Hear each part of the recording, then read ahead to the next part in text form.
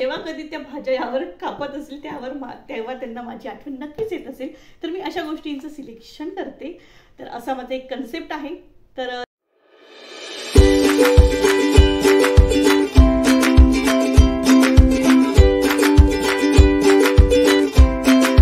हाय, hello, नमस्कार. तुमचं सगळ्यांचं स्वागत आहे माझ्या घरामध्ये आणि माझ्या YouTube चॅनलवर. तर मैत्रिणींनो, आता डिसेंबर संपत आलेला आहे आणि जानेवारी महिना सुरू झालेला आहे. तर जानेवारी महिना सुरू झाला की बायकांना एकच प्रश्न पडतो, तो म्हणजे हळदी कुंकवाच्या वाणासाठी काय द्यावं.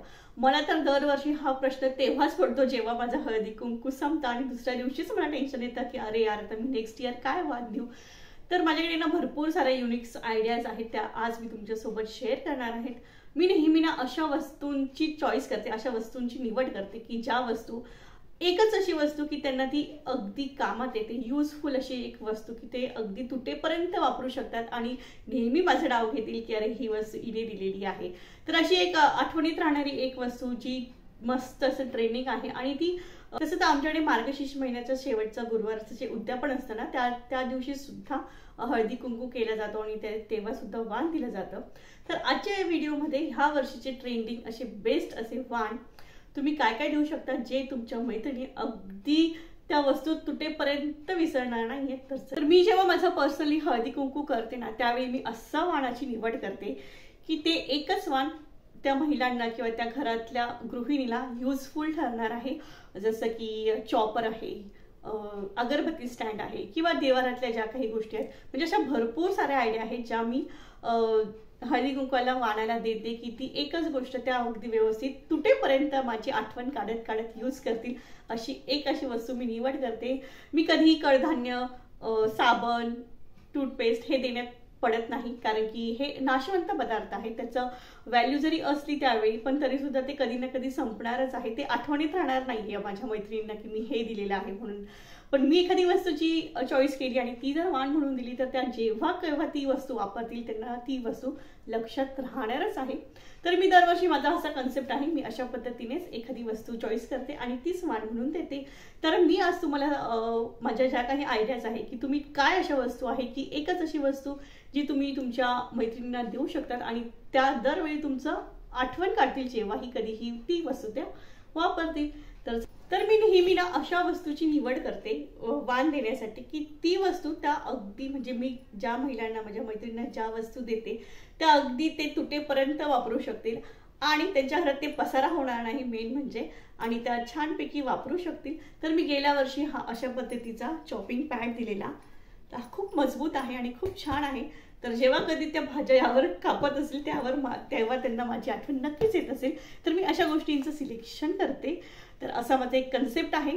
तर चला बघूया माझ्या या कन्सेप्टनुसार तुम्हाला कुठल्या वस्तू आहेत ज्या तुम्ही वाण म्हणून देऊ शकतात आणि तुमच्या मैत्रिणी जेव्हा कधीही ती वस्तू वापरतील तेव्हा तुमचं नाव नक्की घेतील. तर चला.